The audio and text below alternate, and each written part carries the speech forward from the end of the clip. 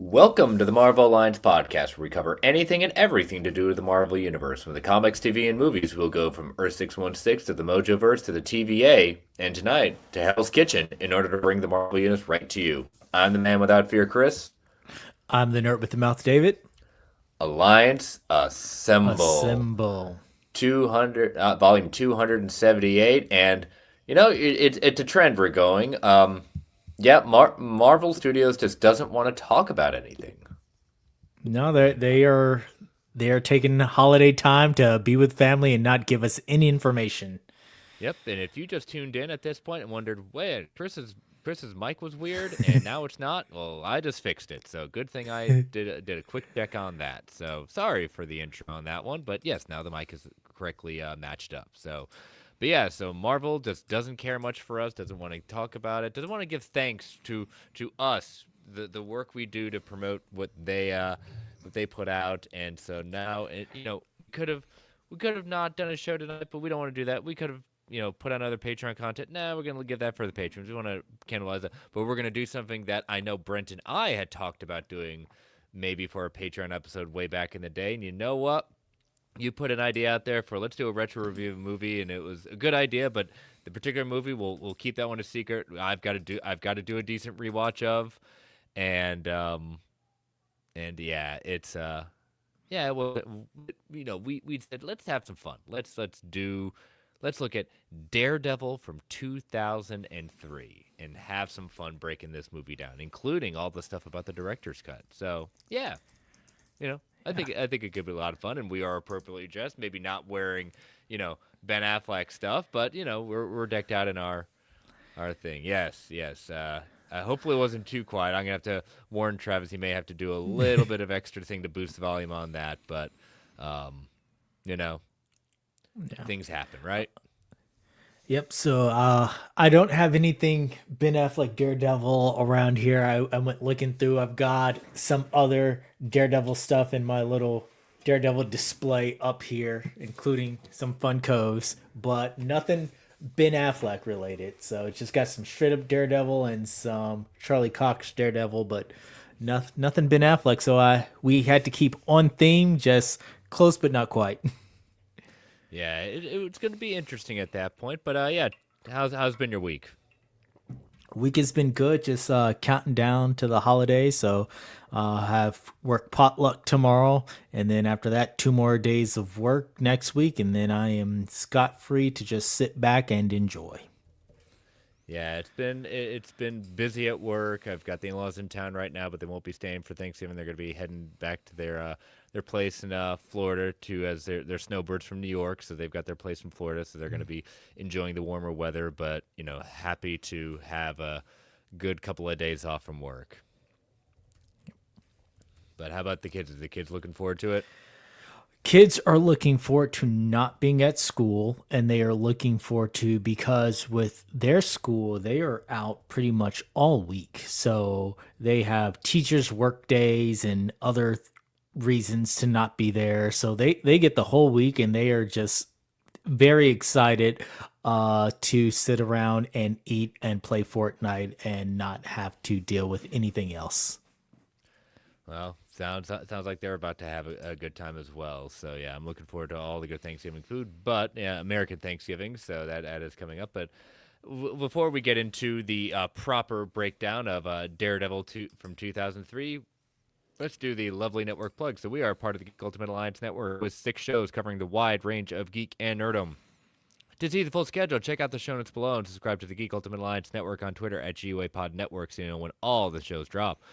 We also have a Patreon, so if you want to throw a couple of shekels our way, we've got 2 tiers. Our dollar tier is our tip jar to say, hey, you think we're doing a good job? And then our $5 tier with ad-free episodes, early access episodes, and Patreon-exclusive shows.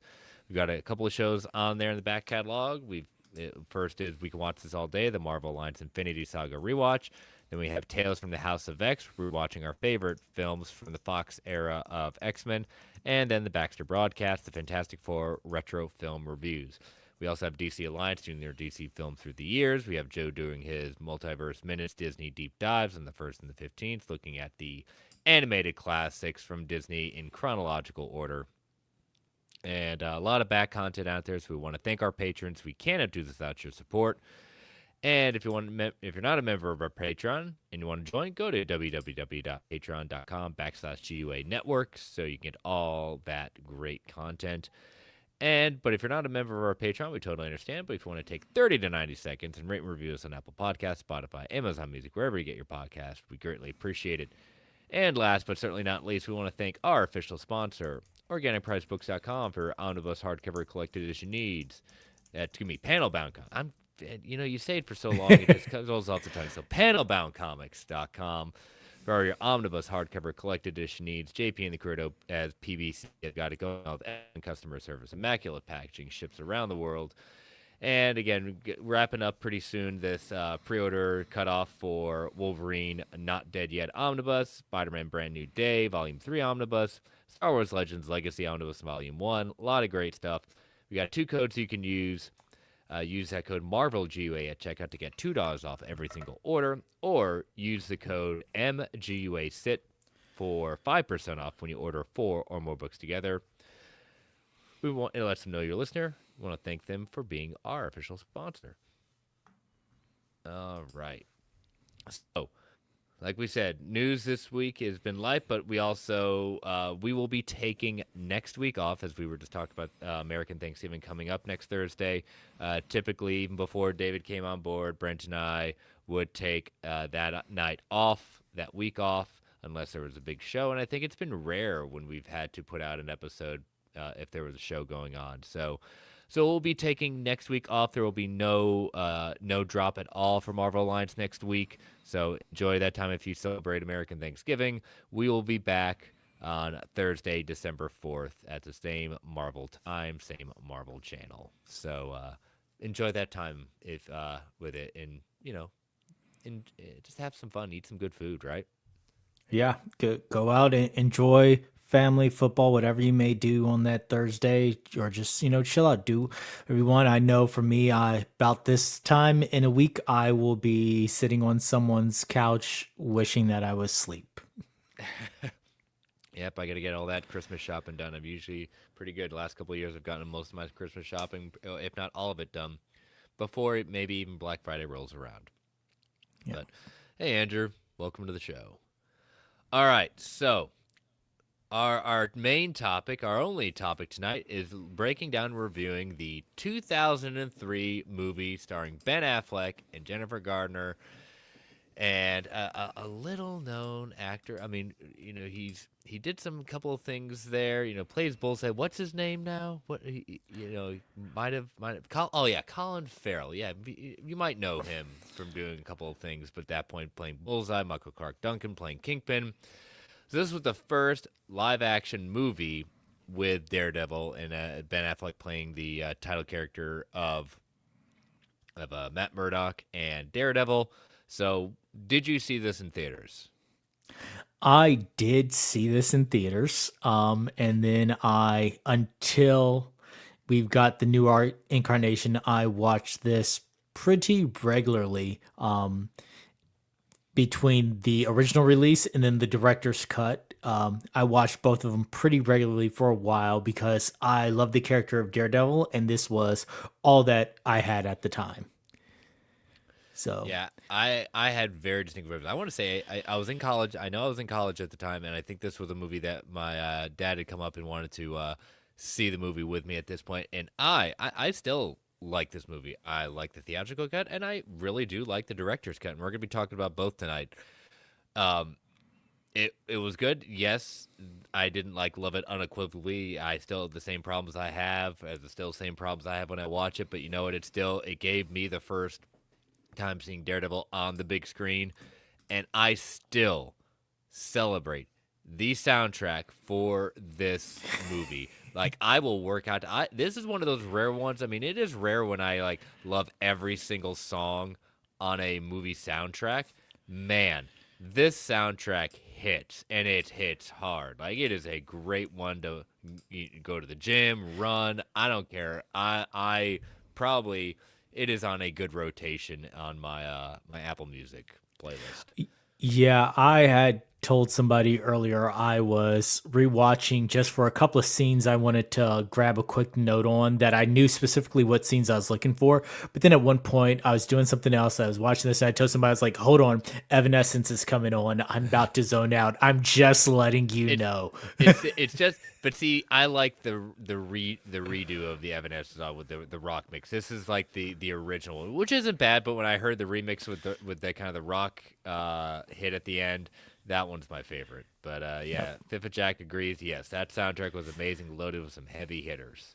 I mean, it's pure early 2000s, you know? Yeah, it's definitely you can feel it in there from the moment that everything starts. You're just like, nostalgia. Yep, and it's all good. But yeah, um, so definitely saw, and I'm, like we're saying, we both enjoyed it at the time, and I didn't even know of anything of a director's cut until it actually came out. So, I have both, and I prefer the director's cut. I absolutely, this is one of those things, and I mean, I joke with Brent about it all the time, but this is definitely one of those movies, one of the small handfuls where I will definitively say the director's cut is better. And I, He very and I much can't, does not like director's cuts, and I tell him, I go, you have to at least what the director's cut is better. and I can't remember, and he'll have to message us saying, has he? I know he toyed around with it. I don't know if he's actually done it yet. Of actually watching this director's cut. So we'll have Yeah, to. I'm messaging him right Oh, there we now. go. We'll get the live footage. So yeah, let's do a little bit of behind the scenes stuff before we kind of get into it. So pulling it up. So Guy Pearce was offered the lead role but turned it down as comic book movies were not really his bag.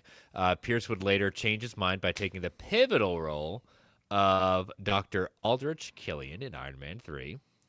Matt Damon turned down the lead role as he didn't have enough faith in the script or director. We're noticing a trend here.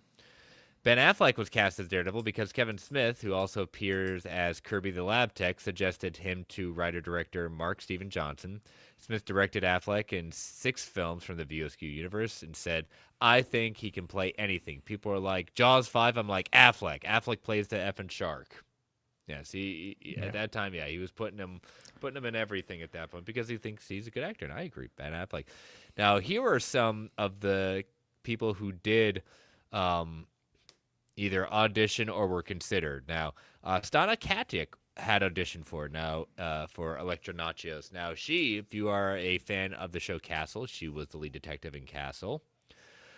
Kate Winslet, Jerry Ryan, Nicole Kidman, Penelope Cruz, Selma Hayek, Natalie Portman, Lucy Liu, Jessica Alba, Katie Holmes, Mia Maestro, Rona Mitra, Jolene, Monica Bellucci, oh my goodness, Belushi, Elza, Eliza Dukshu, and Nev Campbell were all considered before casting of Jennifer Garner. That's like the who's who of like late '90s, early That 2000s. timing, yeah, that timing, because Eliza Dushku was like the it girl Oh at that gosh, time. I had such a So crush on her. I can't imagine her in this role, but thinking back to that timing, you'd be like, "Yep, Buff. I could see them wanting to cast." Oh yeah, when she was in Buffy the Vampire Slayer, I said yes. Nope, move over, Sarah Michelle Gellar. Yes, I'm all about faith. So, the core storyline was based on Frank Miller's story arcs. The introduction and flashback was taken from his miniseries Daredevil Man Without Fear, and many of the sequences follow John Romita Jr.'s artwork shot for shot. The Elektra storyline occurred in Miller's original run on the comic in the early 1980s. In Marvel canon, the film, along with Elektra in 2005, is classified and taking place in Earth 701306. So, if we're following and going with Wolverine, Deadpool and Wolverine, that Earth no longer exists. Yep. Because Elektra's in the void. Yep.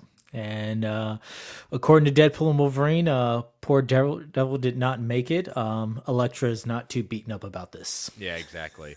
Ben Affleck was virtually blind as he had to wear the heavy-duty contact lenses, which blacked out most of his vision. In their big fight scene, Jennifer Garner accidentally did kick Ben Affleck so hard that in the head that he briefly blacked out. I will have things to say about that. Some of those fight scenes. This is the first time Colin Farrell ever used his own Irish accent in an American movie.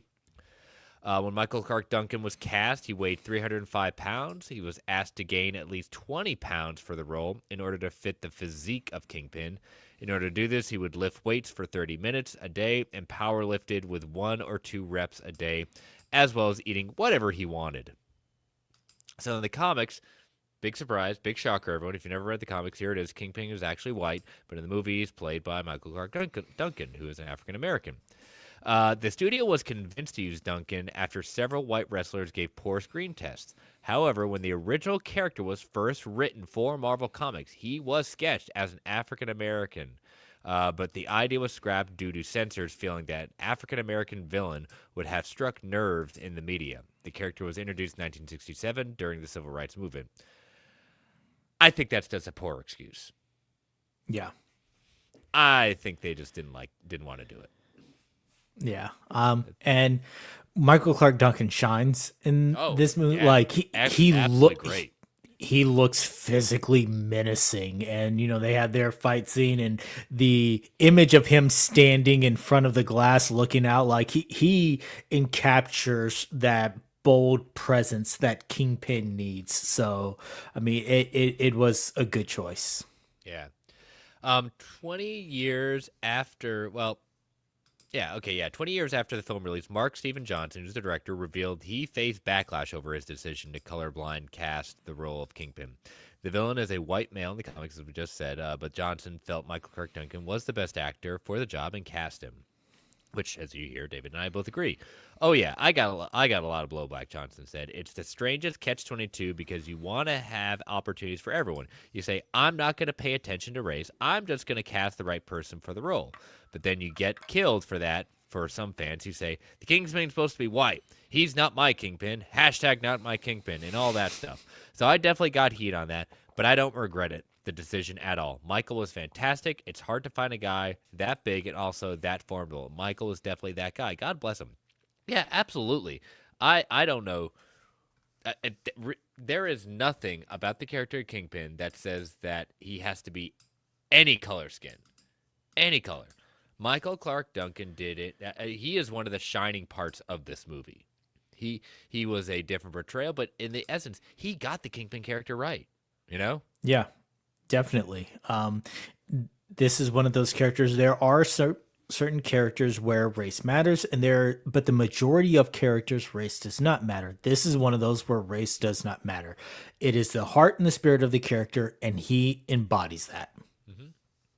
Like I said, the fight scene at the end, it mirrors exactly what I would expect in the comics. I mean, again, they portray Kingpin as freakishly big, and I think when you go into the Spider-Verse movies, they really that is their meme worthy of, okay, now we've entered a whole different kind of ridiculousness here. But that's definitely broad shoulders with the Spider-Man, but this is just the menacing, the scary, the imposing force. He looks like someone who came up through a mob system and enforced his way into being the top through his cunningness plus his physical stature, and that's what Michael Clark Duncan embodies. Yeah. It's all right. We're not going to go over like every single part of the movie, but where do you want to start? I've found some interesting parts with the movie. So, we don't have to go over every part, but I do like the fact that the opening shot is a recreation of Marvel Knights Daredevil #3 with him holding on to the cross at the top of this church. For as interesting as this movie, some of the creative choices it takes, they also have some good true to form choices right there, and having this shot was an incredible way to just start it off. It was hey, we see you and we care about this character. Now, yes, there's some other things in there that then go against it, but yeah. Yeah. So I like that. I know there are a lot of other scenes that Mark Steven Johnson had done but got cut due to lots of studio interference, including the poignant death scene got cut way down because they wanted to push that PG-13 rating. So, but yeah, starting off with this and just showing that they're going for that dark, gritty tone was pretty cool for me. Yeah, that is a cool shot, very iconic shot with it. I think they do a good job with the origin of Matt and the death of his father, but also how he got the powers with the chemicals. And if you've never read Daredevil, blow your mind at that point. You know, Teenage Mutant Ninja Turtles, Matt Murdock, and Daredevil. It's an interesting history with them, with the chemicals infecting that, and possibly being the chemicals that uh, take change the Ninja Turtles. I like that Yep. idea. Um, Well, shared origin. yeah, and I love the little training sequences. Again, with the music, it works. With his father training and him just kind of learning to do his powers. Oh, this is always an interesting debate in our community with the echolocation, how it's done in this movie. You're either on one side saying, it's not so bad, and others like, oh my God, what an abomination. Where do you stand on this one, David? The echolocation in this is not too off the wall for me. Even more so like the shots with the water and the rain.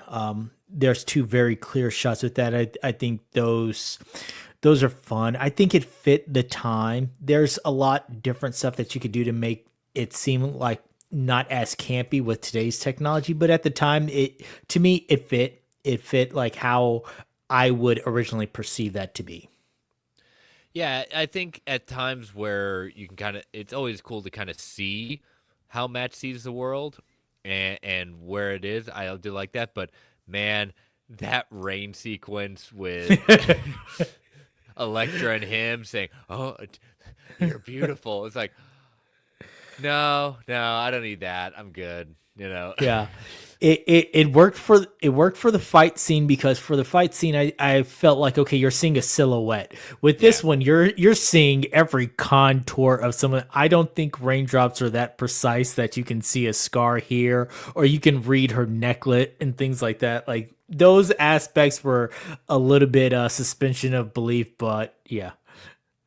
yeah, and I like it how in the Netflix show, like, they really don't do too much with it. You know, Yeah. it's they don't try to pull that whole thing like we just understand. And I think that's a good way to kind of do it, but they could do something like they did in this movie, but I think they made it more gimmicky in the movie. So I don't hate it. I think where it shines, it does shine, but man, it's bad. It's like, ooh, no, we're good. Yeah. um, Point of clarity, Brent has not seen the director's cut. yeah, well, one So can sad. dream. So sad. We're gonna ruin it all for him tonight. Yep. Yeah, there actually are numerous kind of either homages or actual cameos from Daredevil writers and artists. Stan Lee, the original creator, makes his cameo as the young man who Matt Murdock stops from crossing the street. He wrote Daredevil from 64 to 69. Um, like with everything in the Silver Age of Marvel, it's not easy to read and it's not really great. There's a lot of just like, man, Matt Murdock's an a-hole. Yeah. um, Jack Kirby, Kirby the Labus is played by Kevin Smith. He, homaging to Jack Kirby, but also Daredevil. He actually, Kevin Smith wrote, and I know, speaking of Brent, and I agree, it's one of my favorite runs too A of great Guardian run. Devil. Yep. When he comes back and revitalizes the character under the Marvel Knights imprint. Father Everett, which is Bill Everett, Daredevil's original artist, drew the first issues of Daredevil in 1964. Joe Quesada is playing actually the rapist in the movie. Joe Quesada was at the time editor in chief of Marvel Comics and Daredevil artist from 1998 to 2000. Colin, a boxer, Gene Colan, another Daredevil artist from 66 to 74. John Romita, the boxer whom Jack Murdock is supposed to take a dive, is a callback to John Romita Sr., who was the artist for Daredevil in 66, and John Romita Jr.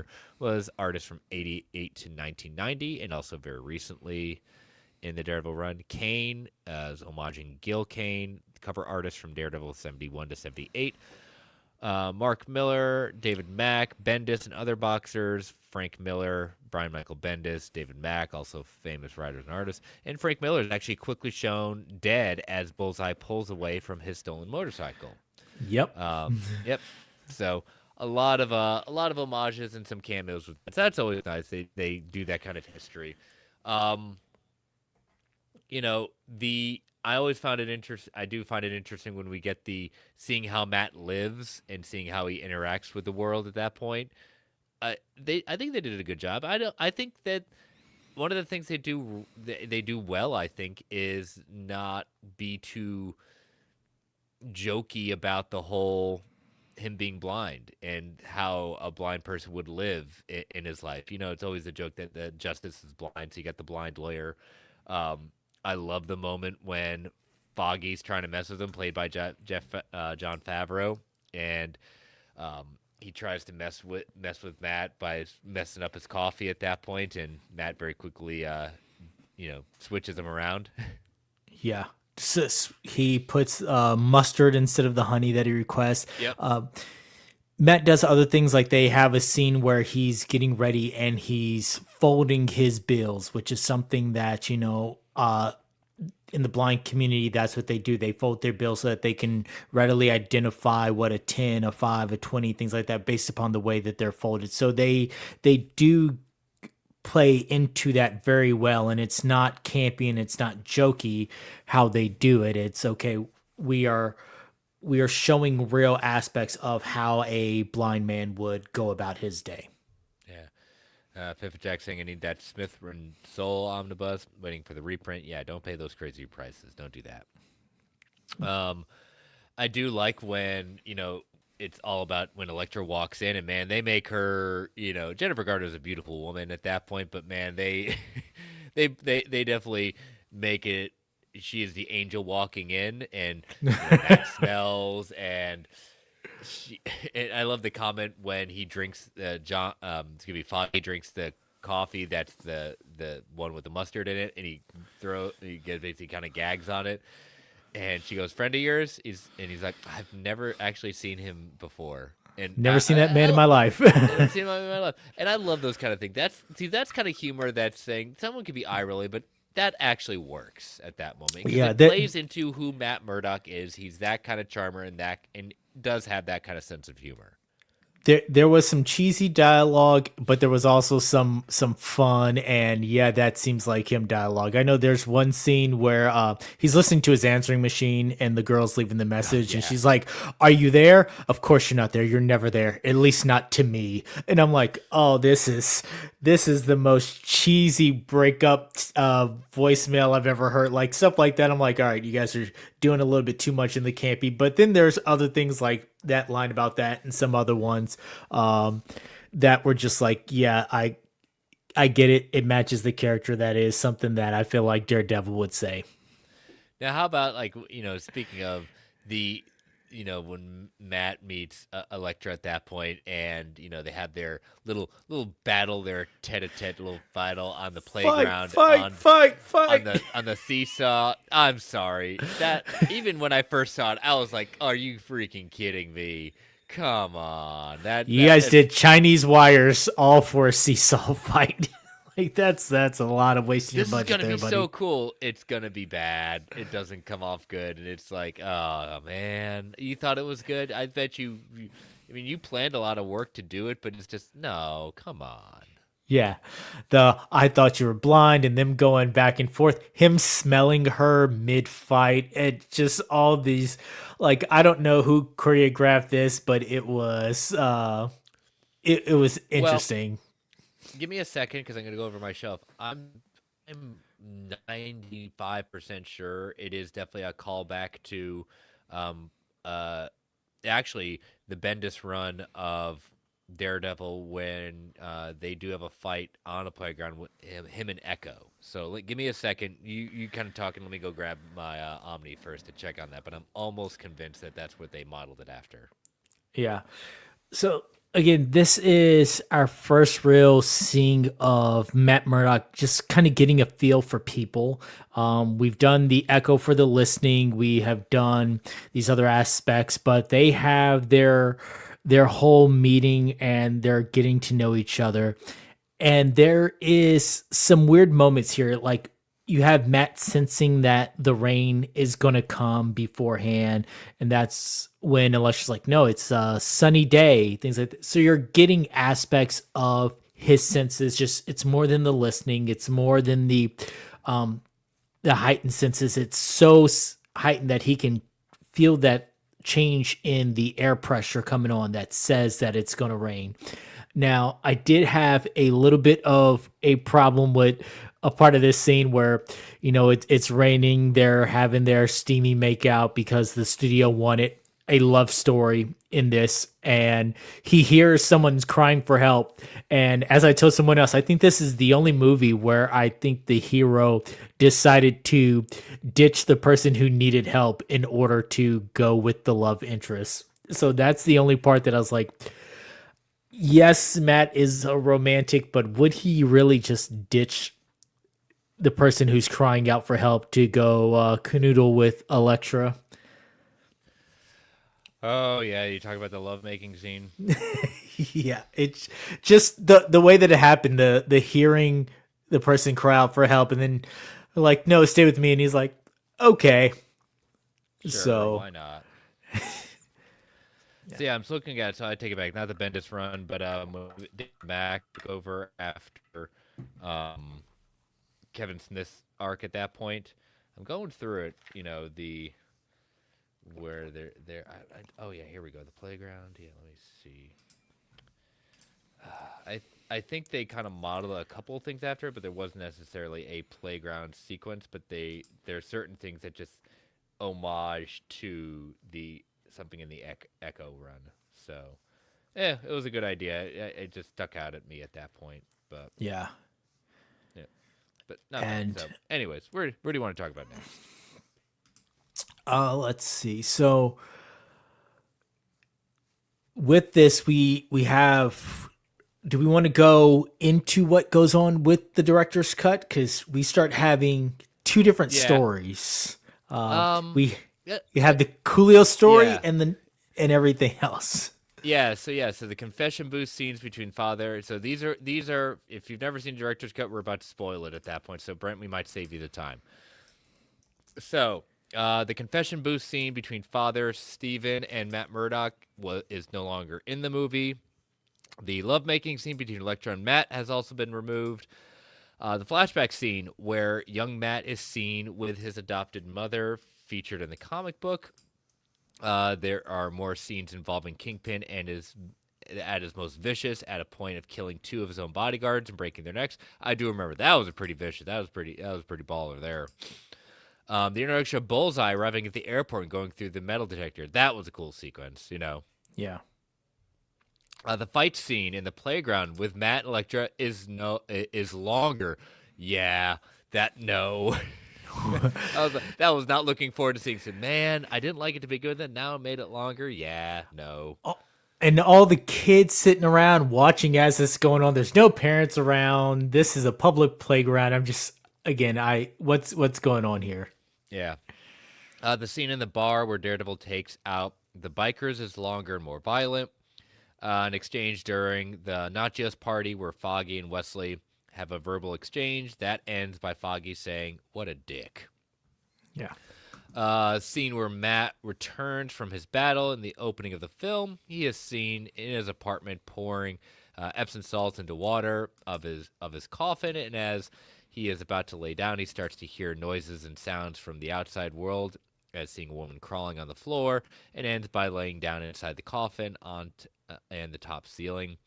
The subplot involving Dante Jackson Coolio, who is accused of murder, is a reintroduction in its entirety with Matt Murdock and Foggy defending him. So yeah, that's probably the biggest addition to this is that whole case, because there's no hint of that whatsoever in the theatrical. Yeah, that is something that when I first watched this caught me completely off guard. I was like, okay, and I thought originally it was just going to be a throwaway. Now, in the original trailer, Coolio is shown. So this subplot that was cut from the theatrical release is shown pieces of it in the trailer. They expound on it more. It has a whole running thread through there. So while we're also getting our introductions to Kingpin at this time, we're getting our introduction to Bullseye at this time. We're also getting an introduction to the lawyer side of Matt Murdock, because the lawyer side outside of the courtroom scene with Casada is really non-existent. Yeah, speaking of that opening sequence when, he, you know, the guy gets off, the rapist gets off with it and everything like that, and he goes into the bar and whoops everyone, and he's running for it, and he falls down in the tracks. You think that's heaven coming? That's not heaven. That's the C train. Which this is two times now that Ben Affleck has decided I'm gonna don a costume and I'm gonna kill some people. I know these two characters are anti-killing. You know what? I'm gonna at least get one off. But how about before going into a little bit more of the director's cut scenes, Joey Pants in playing Ben Urich. I think he does a good job as Ben Urich, and has got the, in the comics, Ben Urich does figure out who Matt Murdock is, and but I love his intro saying, "And there he is, and there's the other half of him." Yep. So yeah, this was a good pick. He played that role very well the entire time. Like, he's very inquisitive. You can tell like he's not some bumbling person. When he's at the coroner's office and he's talking to Kirby and he's looking at things, like he's putting things together. He's very intuitive. He picks up on the little things when he meets Matt. Like he sees his cane then, so then when he sees it the later, cane switching, I did like that kind of gimmick. That was kind of cool. I like that idea. yeah. So I like the fact that, again, we don't have just this bumbling investigative reporter. Like, you actually have something really going on. And I know it was a running joke within the movie about the reporters focusing on the alligators in the sewer, but the fact that he was like, no, this is a real thing. He noticed the double D's that were done in the gasoline that the cops didn't notice. Like, he's very much looking out. Yeah. Now, again, another thing before we get back to the director's cut ideas. What did you think of the suit? Like the suit they made at that point. It's definitely a very, I'm gonna say, kind of biker-esque. It's very bikerous. I think they overdid the leather a bit. Seeing some of the behind the scenes and some of the other choices they had, this was definitely the better of the choices. I'm glad they didn't go with the version with the hood. They had the version with kind of the do-rag over the eyes, but that was a different color of red. So I did miss, a more prominence of the double D. I did miss like it really feeling like Daredevil. Just, it felt like a red leather outfit with some horns on it. It didn't quite feel Daredevil. But Yeah, for in the final scene when he does the jump off of the church and he's throwing up the cane, like in that moment, I was like, okay, it looks and feels like Daredevil. But throughout the rest of it, I really didn't get that feel. Yeah, it's hard to say. Like we said, it's very biker-esque, a lot of leather. When you look into the comics, it looks very skin tight, and there's not a lot of armor to it. Now, Daredevil did have a time where he was wearing an armored costume, so there is precedent for that. And as we said, that's a certain run of the comics it is based off of. But I didn't mind the suit as much. When we have it compared to what we've had with Charlie Cox at that point. Yeah, there's a big. I prefer the Charlie Cox suit versus Daredevil, but this wasn't bad. I don't have too many issues with it, but outside of like, man, that's a lot of leather on that. It to me, it looks like a red version of the X-Men suits from the Fox series. There. So getting into some of the other director's cut parts, Matt and Foggy break into the apartment of Lisa Tazio, the murder victim in Dante Jackson's trial, finding a clue. Late night scene where Foggy is working at the office trying to figure out the clue in Tazio's apartment, in which Karen Page, is played by Ellen Pompeo, who is very famous for Grey's Anatomy. So, Yep. um, Yeah, she gets a lot more shine in this, and I am surprised that her scenes were cut because Karen Page is such a vital character. But again, with the studio wanting more of the love interest aspect between Daredevil and Elektra, I guess they had to cut this out to not confuse the general audience. they also don't understand Matt Murdock. Matt Murdock is likes sleeping around a lot. Yeah, he's not one for the one love interest type deal. No. It would definitely fit for him having two, three, or four. Yeah, the scene in the morgue where Yurik and Kirby is longer, in which Foggy ends up calling him on a cell phone and telling him about who murdered his informant from the clue that Matt had found in the murder victim's apartment. More scenes with Matt and Ben discussing some personal issues. Matt interrogating a corrupt police officer played by don't know who that actor is, by smashing his car in the parking lot. A scene where Bullseye demands his own costume is restored to "I want an effing costume," as opposed to theatrical version where he says "I want a bloody costume." Oh, we're going the TNT made for TV movie. The voiceover. Yes. The fight between Elektra and Bullseye is longer and ends with Bullseye giving her a kiss before he throws her onto the roof of the adjacent building. The final confrontation between Daredevil and the Kingpin is longer and more brutal.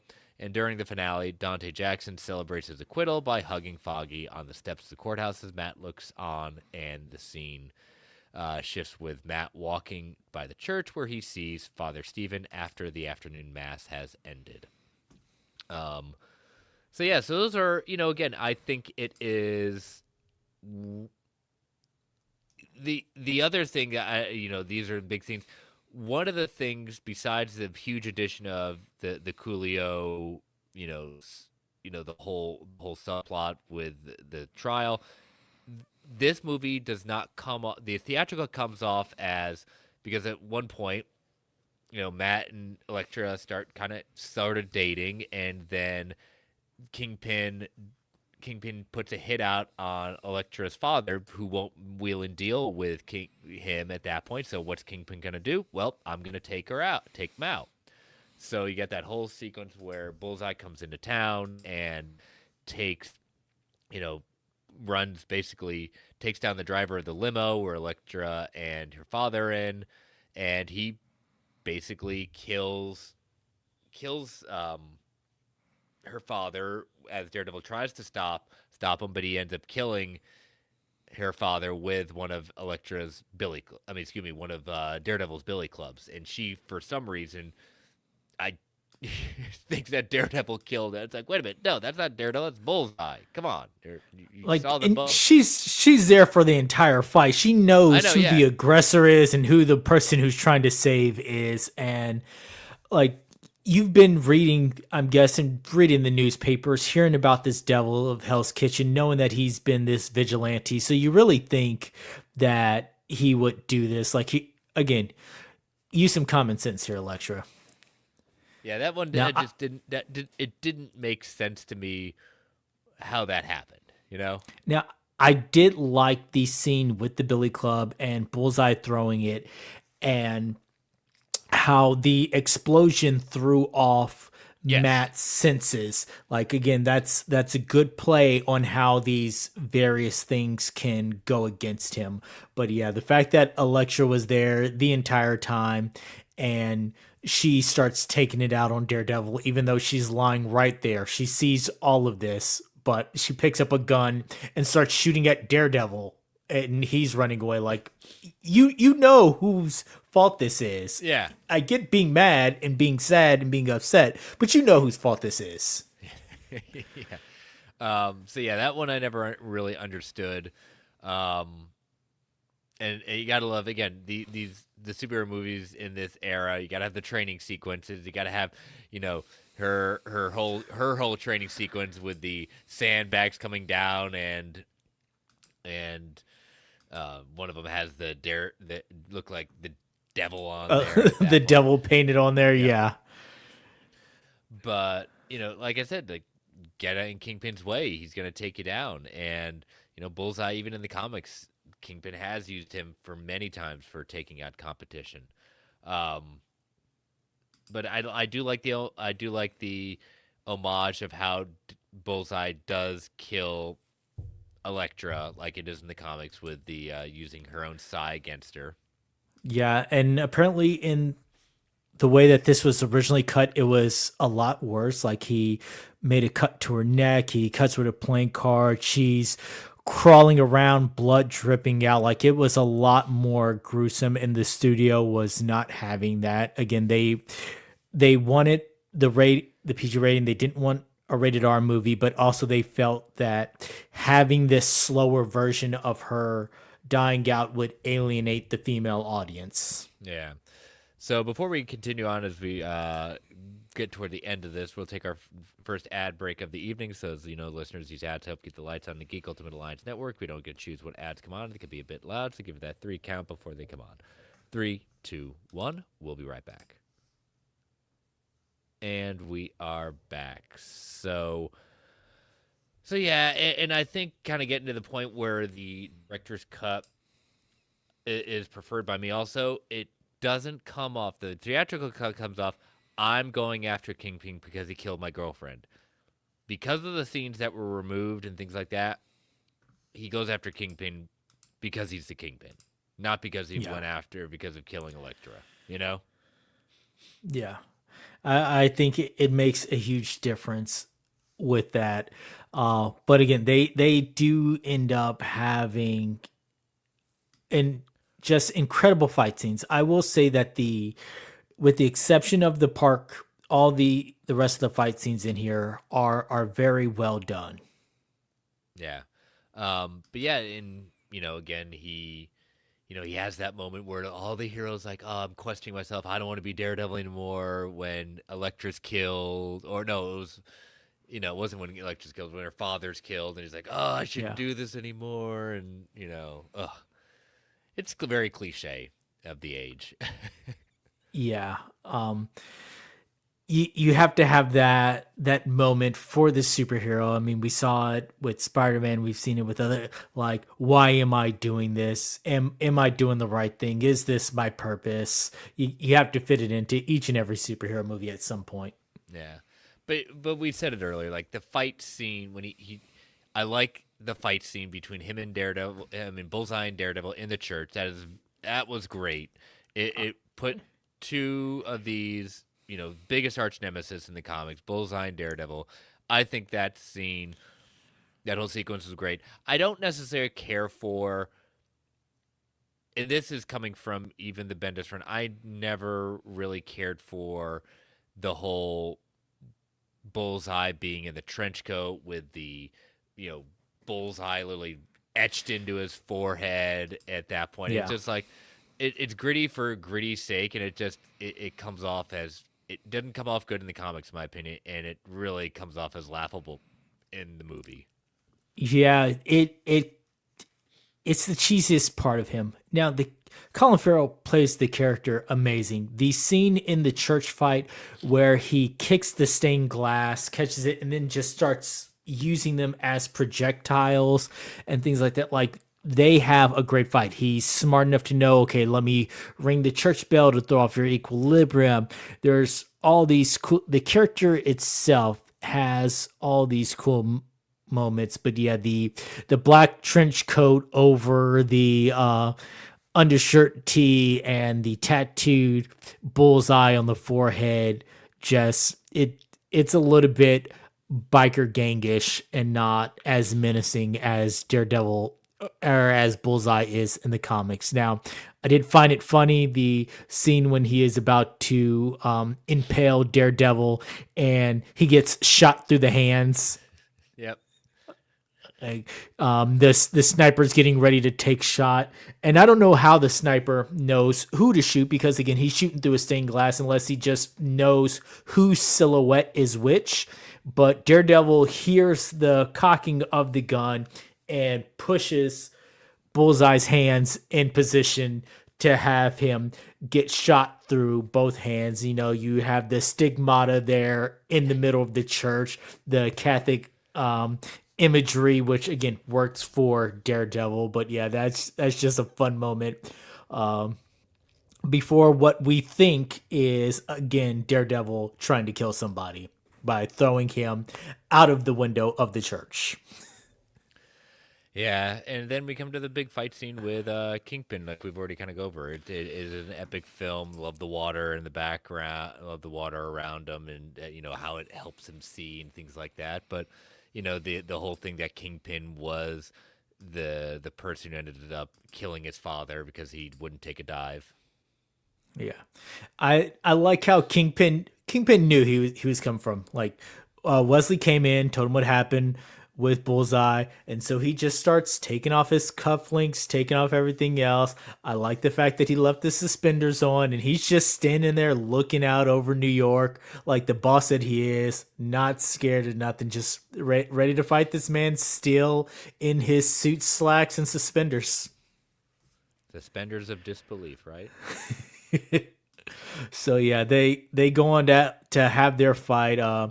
As Kingpin is trash talking, Daredevil realizes that there are water outlets throughout this entire room, and he breaks one, which starts the sprinklers going off, and so that helps him kind of get a leg up. They continue their fight. I did like the defensive move by Daredevil to slide under Kingpin using the water and then kicking out the back of his knees to take the big man down.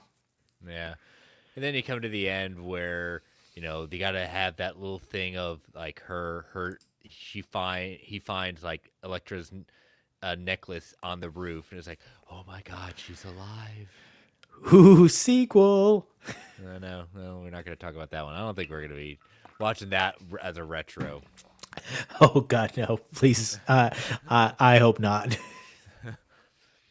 So, but I mean, all in all, I mean, again, jokes aside, we both still enjoy this movie. Yeah, let's see. The budget was reported at 78 million. It made 179.2 million at the box office. The success, you know, obviously it was not a huge hit. I Negative mean, it came critical. out. It came out on Valentine's Day. This is not a Valentine's Day movie, so that was just an odd choice. It was my kind of Valentine's Day movie. I'll tell you that much.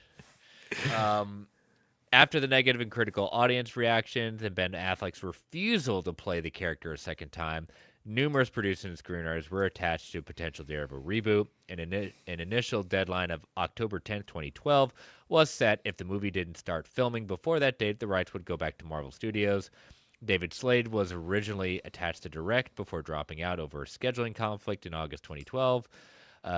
Joe Conrach pitched a sizzle reel to 20th Century Fox executives depicting the character in a hard-boiled 1970s set thriller in Manhattan, but the studio chose to let the live-action film rights lapse and went back to Marvel. According to Gary Foster, Avi Arad, and Mark Steven Johnson, the director's cut was in fact the original intended theatrical release. It was a last-minute decision to make the changes necessary to please 20th Century Fox to get a PG-13 rating. Let's see. 20 years after the film's release, Mark Steven Johnson admitted that part of the movie's failure came from the decision to over-cram the story. Looking back on it, one of the mistakes I made with the film was wanting to put everything in it. I wanted to do a Daredevil origin story, I wanted to do the Elektra saga, and I wanted to introduce Bullseye and Foggy. I wanted to do everything in there, but the film could not only support so much, and when you're told to cut half an hour out of it and make it more of a love story, things start to feel rushed and not quite right. It's a fan thing. When you love something so much, you want to tell it all. And he's not wrong. Yes, again, this movie comes off as a love story. Yeah.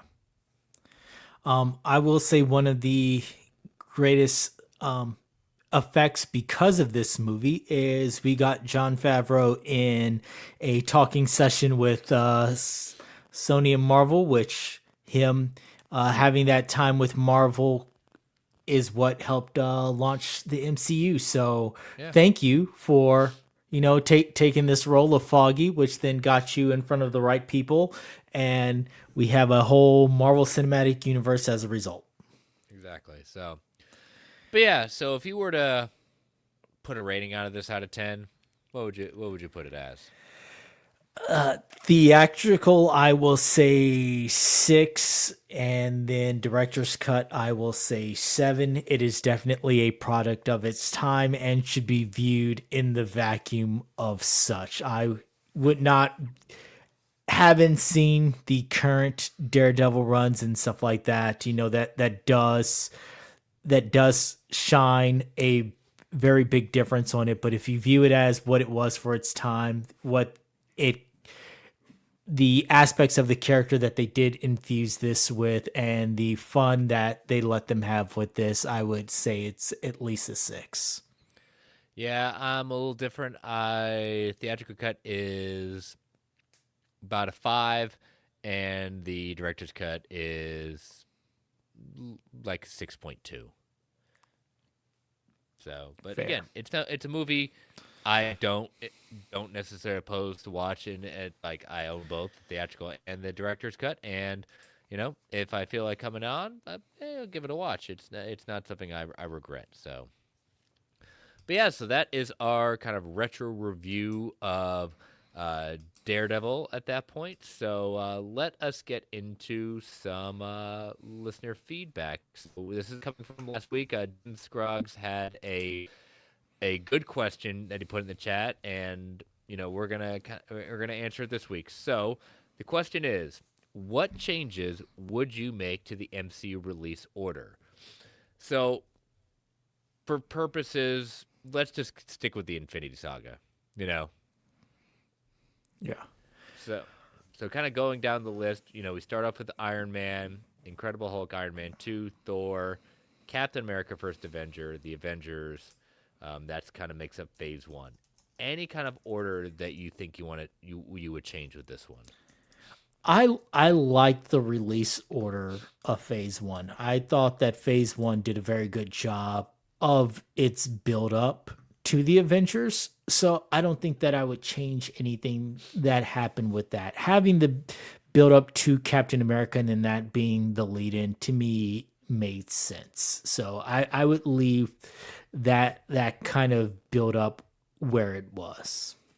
Yeah, I know the easy answer was, well, obviously, it would be Captain America: The First Avenger should go first and then move towards that. I said, I can see that, but I don't know if it would have hit as hard in this sense with the audience with that movie. I think it can come off a little bit too campy, um, a little bit too nostalgic. I love The First Avenger. It's also done. I really love it for a lot of reasons because one of the main people who directs this is Joe Johnston, who's directed Rocketeer, and you can see a lot of Rocketeer influences in that um, movie. But Yeah. yeah, I'm with you. I think starting with Iron Man was a good choice. It felt very modern. It's what they wanted to kind of establish and get the kind of coolness, and Robert Downey Jr. really does a good job. So I'm with you. I don't think we need to move out any order. So heading into Phase 2, Iron Man 3, Thor: The Dark World, Captain America: The Winter Soldier, Guardians of the Galaxy, Avengers: Age of Ultron, and ending with I think we qualify Ant-Man as the epilogue to. Yep. Is that the epilogue to Phase 2? So if I were to move something around, I would move. I- I'm I kind of want to move Winter Soldier to be the first one. I would agree with that. I think that having coming out of Avengers and continuing to ride the Captain America wave would have been great. Iron Man 3 was what it was. Thor: The Dark World could be situated anywhere in there. and then Guardians of the Galaxy showing that broad range before we're coming back to Avengers. I think it was situated in a good spot. So I would move Captain America up. So I'd go Captain America, Iron Man, Thor, Guardians of the Galaxy, Avengers, and then Ant-Man kind of has to be where it is because it leads into the next phase. Yeah. And I know some people will say, well, wouldn't that kind of change, like, with Shield going down? Wouldn't that kind of change maybe a little bit of the story with Iron Man 3? Shield really doesn't play too much of a part in Iron Man 3. You know, No. it's it's still him. He can still deal with the PTSD, and it could be kind of going. You know, a lot of times these movies can be going and these things can be going on a little simultaneously, but it's not necessary. I get why people say, well, it kind of loses the luster of the PTSD that Tony's going through at that point. It says, yeah, I mean, right after it, but it's still it doesn't have to be, you know. Yeah, that PTSD can survive Captain America coming out first. And also I think that if you have the fall of the government, you can have what's going on with Hydra and everything with this. That would lead a little bit more to why Tony would be pissed at Rhodey for being Iron Patriot. Like you could use those to play into some of that. Why are you siding with this government? We just saw that there's corruption running rampant through there. That can build a little bit more of Rhodey's patriotism versus Tony's wanting to then go, okay, I need to put a suit of armor around the world because I can't trust the government.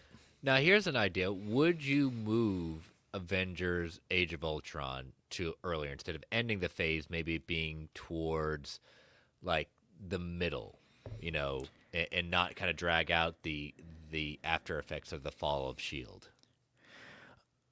I think that if you were to do Captain America, Iron Man, Captain America, Iron Man, Thor, Age of Ultron, and then push Guardians of the Galaxy back because that also doesn't need the effects of Age of Ultron, you could do that. Because you have to explain what's going on with Thor, but also have that little bit of a break before, the Avengers all come back together. So if you're going to do it, I would do it that way. Captain America, Iron Man, Thor, and then Age of Ultron. Gotcha. All right, so we move on to phase 3, probably the longest of the phases in the sense of, I think, the number of movies. Captain America Civil War, Doctor Strange, Guardian of the Galaxy Volume 2, Spider-Man Homecoming, Thor Ragnarok, Black Panther, Infinity War, Ant-Man and the Wasp, Captain Marvel, Endgame, and Far From Home as our epilogue. I'm kind of looking at this. Let's kind of take this. I think this is going to be a little tougher. So I think we might want to take this film by film. So Captain America Civil War, I say it's appropriately placed to open up. What about you? I agree. My biggest thing that I would do is just move Spider-Man Homecoming and Black Panther closer to that because they are both Okay. fallouts of Civil War. Yeah, I like that. I definitely agree with that. I would probably, because it's a very interesting juxtaposition. I would move. I'm trying to And that think out also but kind of for like when we do see Cap again and he's much older in the events of Infinity War, like having that space where okay, we've knocked out Civil War, we've done Spider-Man and we've done Black Panther. Now we're going into Guardians of the Galaxy, Thor. Here's where we're exploring what everyone else is doing. So when we come back in Infinity War, him being older, having the beard, being a lot more yeah. grustled makes sense because we've had a little bit more time that's Mhm. passed. Yeah, I'm just trying to debate, like saying, what would I put first? Would I put Homecoming first or Black Panther first? And part of me says Civil War, Homecoming, then Black Panther. Because Yes. it's a good, I think, in the sense of tonal, Civil War being, a pretty serious kind of movie. You switch to tonal a little bit of, yes, directly happening after you get that, but then you tonal back to, Black Panther. I think, yeah, Civil War, Homecoming, Black Panther. would we still follow that with Doctor Strange? Yeah, we can. After that, we can flow into Doctor Strange and then Guardians too. Yep. And then followed by Ragnarok. And Ragnarok actually, again, could lead directly into Infinity War. And here's the thing, like then we get into Ant-Man and the Wasp and Captain Marvel. You can put these movies. I mean, I get the post credits kind of holds Infinity War, Ant-Man to after Infinity War. So yeah, I mean that's kind of stuck there. Captain America. I mean, both these are post credits kind of things. Like the bulk of the movie, not doesn't have much to do and doesn't hold hints. It's the post credit scenes. You know. Yeah. So I think those are just placeholders They're kind to, of to get you to get you through to end game. Like they don't advance the plot of the between time of those with the exception of the end credits. Yeah. So, and then Far From Home's got to stay right there because of the events of Endgame. Yep. It is everything. It's post Endgame for that movie. Yeah. So, but yeah, that was a good question. I'm sorry. Again, we show we could go on for that one, Jim. But I like the question. I figured just kind of keeping it to the first three phases because we have other issues with the current trilogy we got going on here, current new trilogy of phases at that point. So, but yeah, thanks for sending that question in, and let me pull up to Factor Fictions. All right, Factor Fiction number 1. In Avengers Doomsday, Doctor Doom will meet a variant where he is a genuine hero and created a true utopia on Earth. Instead of changing his ways, Doctor Doom will kill them and destroy the entire universe. 67% in fact, 33% in fiction. Number 2, in Avengers Doomsday, Doctor Doom will kill all of his variants, similar to how Kang was rumored to do the same thing in the Council of Kangs in Avengers: The Kang Dynasty. 88% in fact, 12% in fiction. And finally, Moon Knight will be recast. 50-50 split. They're not sure on that one. So Yeah, that last one what was kind of the hardest one to be a little bit more definitive on. Yep. So all right, your turn this week, David. What you got? Okay, question number 1. We will get a live action masked version of Miles Morales Spider-Man in Secret Wars. So we'll get Miles. Masked, not unmasked, Masked. masked. We would at least get masked. Now, hey, they could bless us with an unmasked version, but I think that we will at least get a masked version. And when is the final installment of the Spider-Verse coming out? Who knows at this point?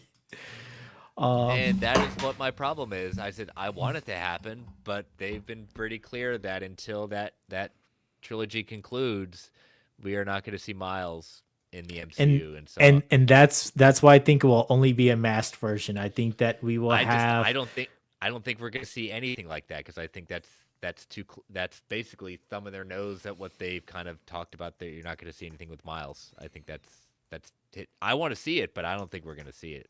Because the trilogy wouldn't have been wrapped up, or at least they haven't given the breathing room to it.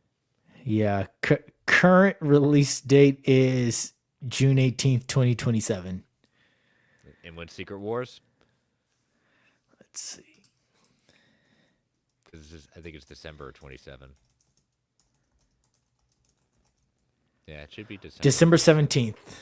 Yeah, 27. Of 27. Yep. Yeah, I don't think we're seeing it. I think they're going to give it. Even though the movie technically has come out, I don't think they're going to let them play that game. So, but I want it, but I say fiction on that. You're saying fact?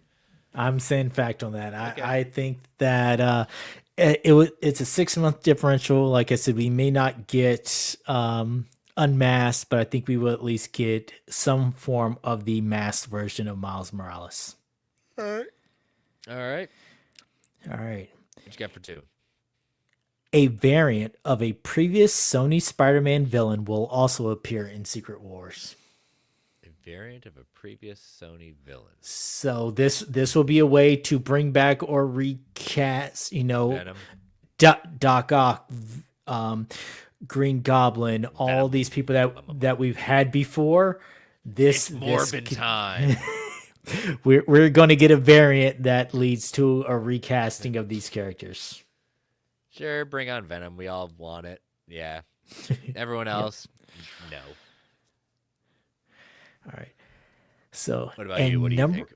I think we'll get it. I think at least one. Spider-Man is so iconic, and if they're going to keep going with any, like, you have to bring in some of these characters, and you can't limit yourself to the fact that, oh well, the Sonyverse already used all these people, or we've already used these within our MCU. So recreating a character just from a different timeline, different actor, best way to do it. Yeah. So, all right, what you got for number 3? Number 3, Yahya Abdul-Mateen II will wear a version of the W costume in Wonder Man. Yeah, I think that's a fact. Yeah. You won't see me making too many predictions on Wonder Man. That was my easy layup. I could see a scene where he's screen testing or something and puts on the costume just for them to be like, yeah, no, Yep. we can't. This doesn't work. We need more realism. So, but I do want to see him in some version of the W costume. I know there's the scene of him sitting in the movie theater watching an older actor with a version of it, but I want to see him in the version of the W. Yeah. So, all right. Well, I will put those out on Sunday afternoon, so let your voices be heard with that. And then, as always, well, before that, let's take our final ad break before we get into comic book club. So, as you know, listeners, these ads help keep the lights on in the Geek Ultimate Alliance Network. We don't get to choose what ads come on, and they can be a bit loud, so give that 3 count before they come on. 3, 2, 1. We'll be right back. And we are back. All right. So, comic book club issue number 5 of a Spider-Man life story. We're in the 2000s. So, I said it that, the last issue, it was probably my low point for this. Man, this was a banger of an issue. It's definitely one of my favorite kind of storylines, bringing in Moreland and the Inheritors. But it's just Moreland in this time. But man, they in a couple of short pages, they show how bad of a threat Moreland is. Yeah, and the fact that he instantly knows, he's like, you're not Spider-Man, you're an imposter, a copy. I was like, oh, this is going to be good. Yeah, and as soon as he grabs it by the throat, I said, yeah, he's done. Yep. He gone. But yeah, we see Peter in where he's out west and looking all grizzled, looking all that mountain man, and his daughter's giving him lip, and they come and find out that Ben is dead. And he's revealed to Peter Parker is Spider-Man. It's like, jibs up, gigs up. Yep. So, but yeah, so he's not having it. He's saying, you guys got to get out of here. I'm gonna go take this down. I don't want him finding you out. So, I like how the subtle name drop of, Ezekiel, who we haven't seen at all in this entire series. I like that. Again, we're not going to see everything, but the things that we know in Spider-Man lore and Spider-Man history has happened. Yeah, I do like the moment when he's arguing with his daughter and she's like, you have to go back to New York. You have to go be Spider-Man again. And he's like, Claire, I haven't been. And she's like, quit playing. I know when you went on your business meeting, you put on that mask. How could you not? You're addicted to it. Like, I like that moment. Well, especially like you see when he did it was 9/11. Yeah. He's like people without powers were sacrificing himself. Of course you jumped in to help. Yeah. And, we get Tony being, I don't even know what his official role, he's Secretary of Defense, excuse me. But he's, like it was in the comics, but Superhero Registration Act, so that's a thing. And, he comes back and basically goes on the record of, this is, that really wasn't me. I'm really Peter, and kind of puts it on the record, trying to and gives the story to the Daily Bugle. Yeah, it's a cool little moment. He's like, hey, I have to go and tell the world that I'm the real Peter Parker.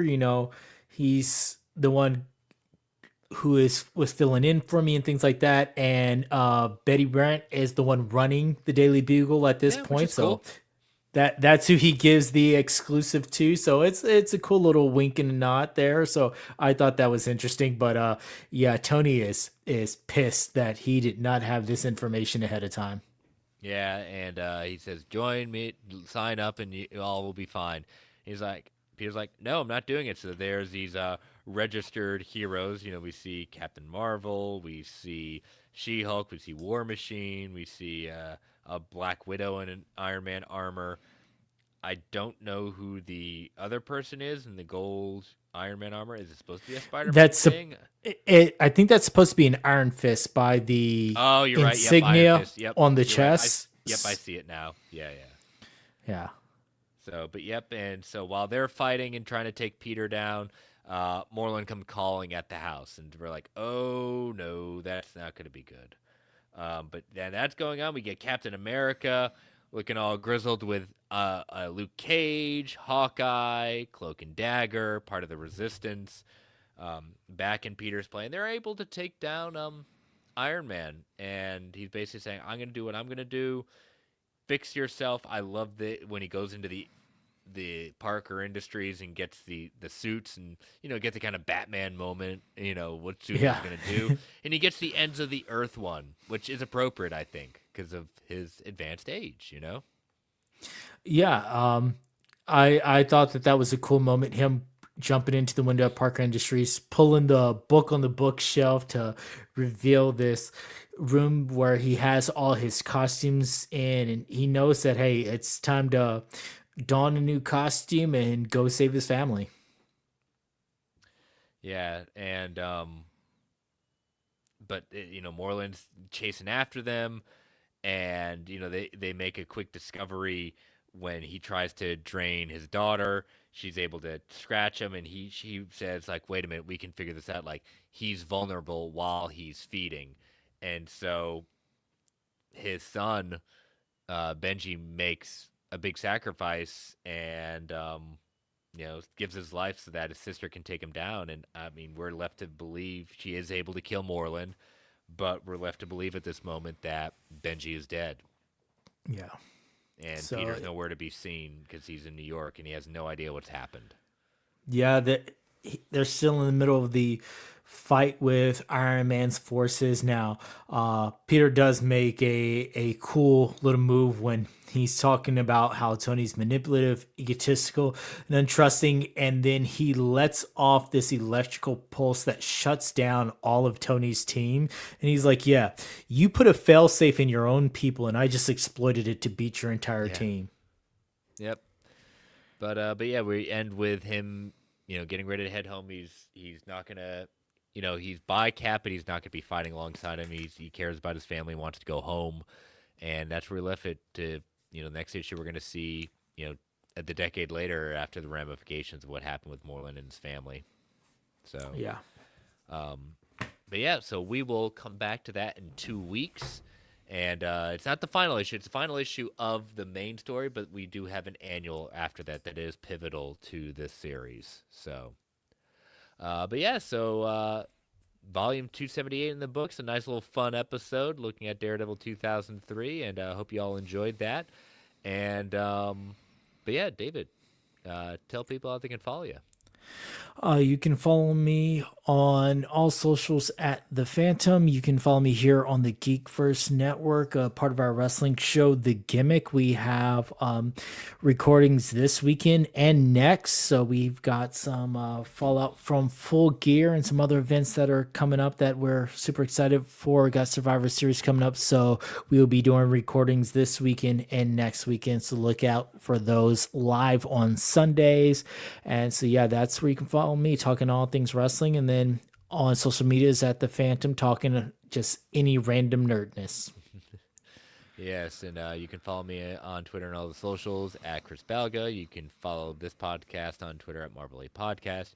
You can email the show at marvelalliancepodcast@gmail.com. You can follow the Geek Ultimate Alliance Network on Twitter at GUAPod Network. You can feel free to tweet, email if you want to provide feedback, ask questions. DMs are open across the board. Continue to rate and review the podcast on Apple Podcasts, Spotify, Amazon Music, wherever you get your podcasts. We greatly appreciate it. Just a reminder again, we are not live, no episode next week, so that David and I can be with our families for American Thanksgiving. For those of you that are celebrating, enjoy, eat some good food, hang out with your friends and family. Thank you all, as always, for listening. We are always thankful for you and everyone. And as always, thank you, Mr. Snell. Just want to give you that little thanks there. Don't ever say I don't ever thank you. And but yes, thank you all for listening. Thank you all for joining us live in the chat. Stay safe out there, everyone.